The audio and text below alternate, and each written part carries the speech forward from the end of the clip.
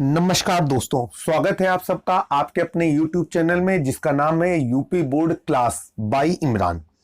मैं आपका दोस्त और होस्ट इमरान। आज हम लोग क्लास 10th के लेसन 4 जिसका नाम है ऑर्गेनिक कंपाउंड कार्बनिक यौगिक, जो कुमार मित्तल जी की बुक है, इसके मल्टी ऑब्जेक्टिव क्वेश्चन सीरीज का क्वेश्चन नंबर 13 शुरू करेंगे। क्वेश्चन नंबर 12 तक हमने पिछले वीडियो में कंप्लीट करा दिए। आई होप कि आपने उनको एंजॉय किया होगा। वीडियो शुरू करने से पहले आपसे कहना चाहेंगे कि अगर आपको हमारे वीडियो पसंद आ रहे हैं तो हमारे वीडियो को लाइक करें, कमेंट करें और अपने दोस्तों से कहकर इसे सब्सक्राइब कराएं, क्योंकि आपका एक एक सब्सक्राइब हमें हौसला देता है। तो समय बर्बाद न करते हुए क्वेश्चन नंबर 13 आपकी स्क्रीन पर। Question number 13 UP board examination 2012-2014 में पूछा जा चुका है। क्वेश्चन बड़ा आसान है और क्वेश्चन के अकॉर्डिंग ब्यूटेनोन में क्रियात्मक समूह क्या है। 4 विकल्प हमें दिए गए हैं। ए में हमें दिया गया है सिंगल बॉन्ड CHO, बी में हमें दिया गया है डबल बॉन्ड CO, सी में हमें दिया गया है सिंगल बॉन्ड OH और डी में हमें दिया गया है सिंगल बॉन्ड COOH। तो आइए हम लोग एक एक विकल्प पर अपना क्लियरिफिकेशन करते हैं ताकि हम ये समझ पाए कि ब्यूटेनोन में कौन सा क्रियात्मक समूह उपस्थित है। सबसे पहले तो हम ब्यूटेनोन को तोड़ेंगे। तो ये कुछ इस तरीके से सुनने में आ रहा है कि ब्यूटेन धन ओन ब्यूटेनोन। अब अगर हमने इसके अनुलग्न को देखा तो अनुलग्न से हमें पता चल रहा है कि ये कीटोनी समूह का है और कीटोनी समूह का जो हमारा क्रियात्मक समूह होता है वो होता है डबल बॉन्ड CO। यहां पर क्वेश्चन नंबर 13 में विकल्प बी को देखेंगे तो विकल्प बी डबल बॉन्ड CO को प्रदर्शित कर रहा है। यहां पर कार्बन और ऑक्सीजन के बीच में जो बॉन्डिंग हो रही है उस स्ट्रक्चर को भी खोल दिया गया है, इसलिए कंफ्यूज होने की जरूरत नहीं है। विकल्प बी में लिखा हुआ है डबल बॉन्ड CO। अब हम लोग विकल्प, तो इस क्वेश्चन नंबर 13 का सही उत्तर है विकल्प बी। अब हम लोग विकल्प सी पर चर्चा करेंगे। तो विकल्प सी में दिया गया है सिंगल बॉन्ड OH, ये एल्कोहली समूह का क्रियात्मक समूह है। और इसके बाद हम लोग विकल्प डी पर चर्चा करेंगे। विकल्प डी में हमें दिया गया है सिंगल बॉन्ड COOH, ये कार्बोक्सिलिक समूह का क्रियात्मक समूह होता है, ये अनुलग्न होता है ओइक अम्ल। अब हम लोग विकल्प ए पर चर्चा करेंगे। विकल्प ए में हमें दिया गया है सिंगल बॉन्ड CHO। तो आपको बताना चाहते हैं कि जो सिंगल बॉन्ड CHO होता है वो हमारा एल्डिहाइडी समूह से संबंधित होता है। एल्डिहाइडी समूह का क्रियात्मक समूह रहता है और इसके लिए जो अनुलग्न बनाया गया है उसे कहते हैं एल। संगत एल्केन के नाम में हम एल जोड़ देंगे तो ये बन जाएगा एल्केनल। तो इस तरीके से आपने क्वेश्चन नंबर 13 का सही विकल्प भी ढूंढ लिया, साथ में आपने जो अन्य विकल्प दिए गए हैं उनके बारे में भी चर्चा कर दी कि कौन सा क्रियात्मक समूह किस समूह से संबंधित होता है। क्वेश्चन नंबर 14 आपकी स्क्रीन पर। सामान्य सा क्वेश्चन नंबर 14 आपकी स्क्रीन पर है। क्वेश्चन में कह रहा है कि एल्केनों का सामान्य सूत्र क्या होता है। 4 विकल्प दिए गए हैं CnH2n+2, विकल्प बी में CnH2n, विकल्प सी में CnH2n-4 और विकल्प डी में दिया गया है C2H4। मतलब 3 विकल्पों में सामान्य सूत्र दिया गया है और चौथे विकल्प में एक यौगिक का सूत्र ही आपको दे दिया गया है और आपको बताना है कि एल्केनों का सामान्य सूत्र क्या होता है। जब हम एल्केनों की स्टडी करते हैं तो आपको बताया जाता है कि एल्केनों में हाइड्रोजन परमाणुओं की संख्या कार्बन परमाणुओं की संख्या के 2 गुने से 2 ज्यादा होती है। ठीक है, अगर हम लोग हाइड्रोजन परमाणुओं की संख्या काउंट करना चाहते हैं और कार्बन परमाणुओं की संख्या n मान लें तो एल्केनों के नियम से जो हाइड्रोजन परमाणुओं की संख्या होगी वो होगी 2n+2। कार्बन परमाणुओं की संख्या के 2 गुने से 2 ज्यादा। तो इस तरीके से हम लोग विकल्प पे देख रहे हैं तो हमको पता चल रहा है कि विकल्प ए पूरी तरीके से सही है। एल्केनों का सामान्य सूत्र होता है CnH2n+2। क्वेश्चन नंबर 15 आपकी स्क्रीन पर।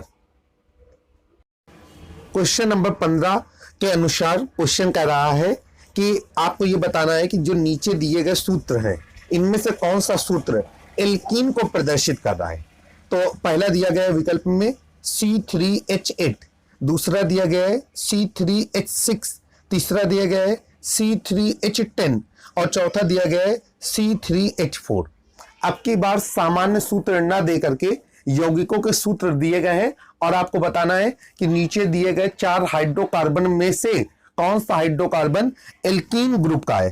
तो आपको बताना चाहते हैं कि जब आपने एल्कीन की स्टडी की होगी क्लासरूम में, आपको बताया गया होगा कि एल्कीन में हाइड्रोजन परमाणुओं की संख्या कार्बन परमाणुओं की संख्या की 2 गुनी होती है। ठीक है, मतलब अगर कार्बन परमाणुओं की संख्या n है तो हाइड्रोजन परमाणुओं की संख्या कितनी होगी जाकर के 2n हो गई जाकर के।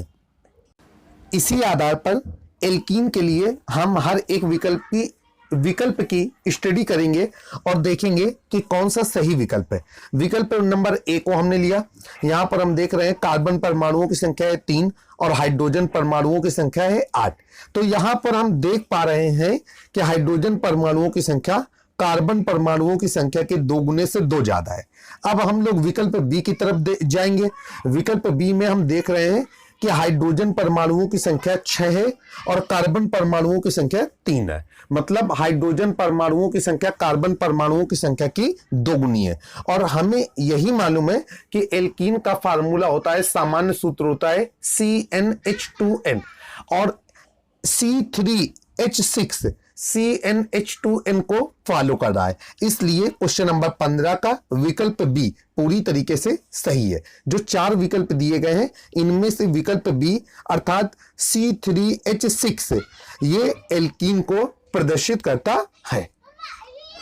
और अगर हम ये जानना चाहें कि विकल्प बी में लिखे हुए हाइड्रोकार्बन का क्या नाम है, तो इस हाइड्रोकार्बन का नाम है प्रोपीन। क्योंकि C3 से पूर्व लग्न मिलता है मेथ एथ प्रोप, तो प्रोप में इन जोड़ देंगे तो ये बन जाएगा प्रोपीन। क्वेश्चन नंबर 16 आपकी स्क्रीन पर। क्वेश्चन के अनुसार एल्काइनों का सामान्य सूत्र क्या होता है। 4 विकल्प दिए गए हैं। विकल्प ए में आप देख पा रहे हैं कि CnH2n+2, विकल्प बी में CnH2n+1, विकल्प सी में CnH2n-2 और विकल्प डी में CnHn+2। आपको बताना है कि एल्काइनों का सामान्य सूत्र क्या होता है। एल्काइनों की स्टडी के दौरान आपको बताया जाता है या हमने सीखा हुआ है कि एल्काइनों में जो हाइड्रोजन परमाणुओं की संख्या होती है ये कार्बन परमाणुओं की संख्या के 2 गुने से 2 कम होती है। अर्थात अगर हम ये मान लें कि कार्बन परमाणुओं की संख्या n है तो हाइड्रोजन परमाणुओं की संख्या कितनी हो जाएगी, कार्बन परमाणुओं के दूने से 2 कम, 2n-2।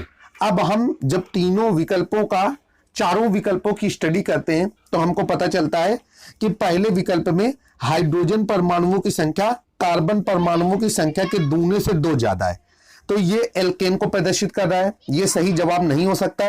दूसरे विकल्प पे देख रहे हैं, यहां पर हाइड्रोजन परमाणुओं की संख्या कार्बन परमाणुओं की संख्या के 2 गुने से 1 ज्यादा है, ये भी सही उत्तर नहीं हो सकता।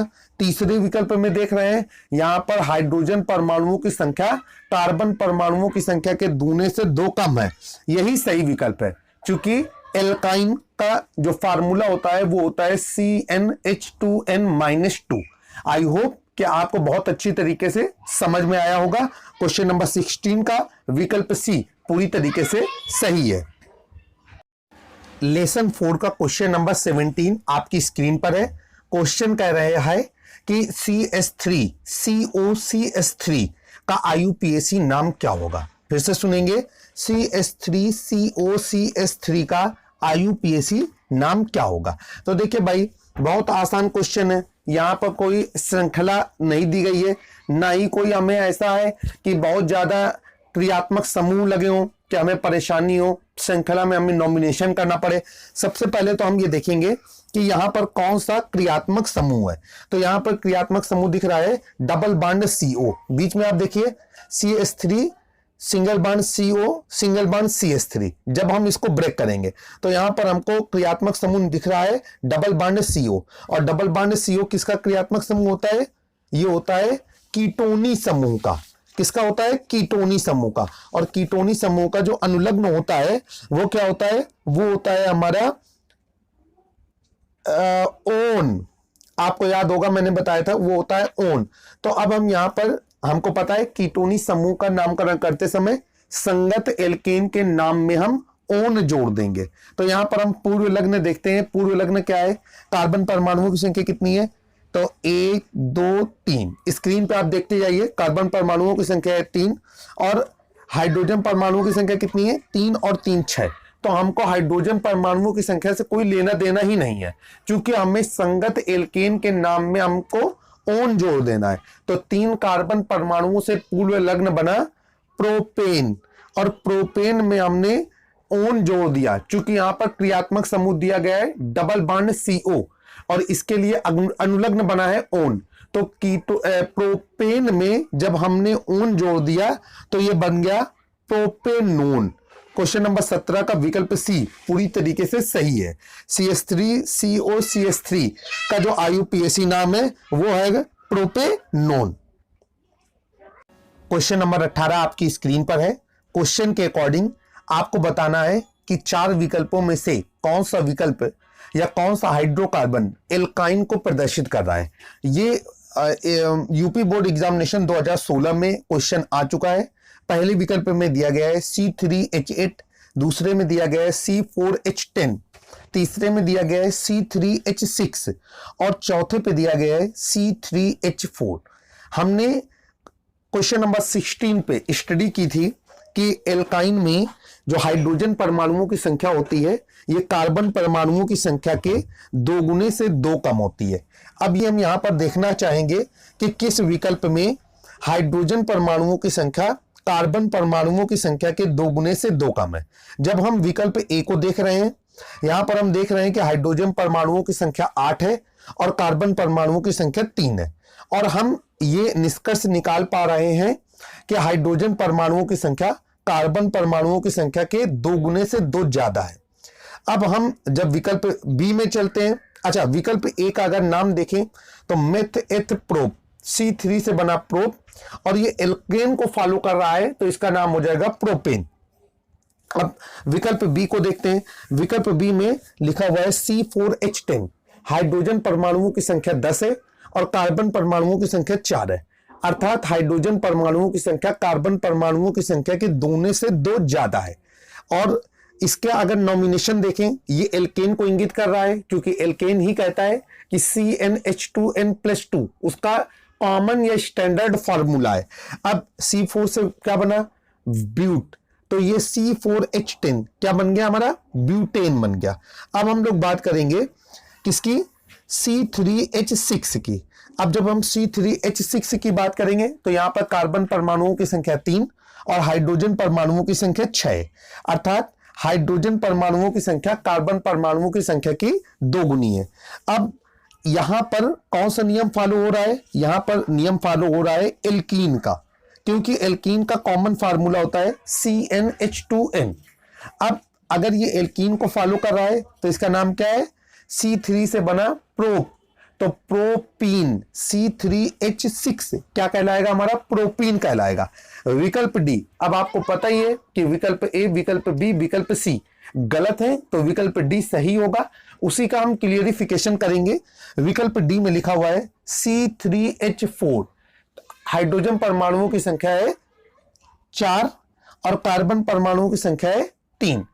अब यहां पर हम देख रहे हैं कि हाइड्रोजन परमाणुओं की संख्या कार्बन परमाणुओं की संख्या के 2 गुने से 2 कम है, क्योंकि कार्बन परमाणुओं की संख्या 3 है तो हाइड्रोजन परमाणुओं की संख्या 6 होगी, और 6 में अगर हम 2 को घटा देंगे तो 4 बचेगा। तो इस आधार पर हम लोग समझ गए कि यहां पर कौन सा हाइड्रोकार्बन एल्काइन को प्रदर्शित कर रहा है, C3H4, अर्थात क्वेश्चन नंबर 18 का विकल्प डी पूरी तरीके से सही है। और अगर हम इसका नाम जानना चाहें तो इसका नाम है C3 से बना प्रोप, और प्रोप में जो हम जोड़ देंगे आइन तो ये हो जाएगा प्रोपाइन।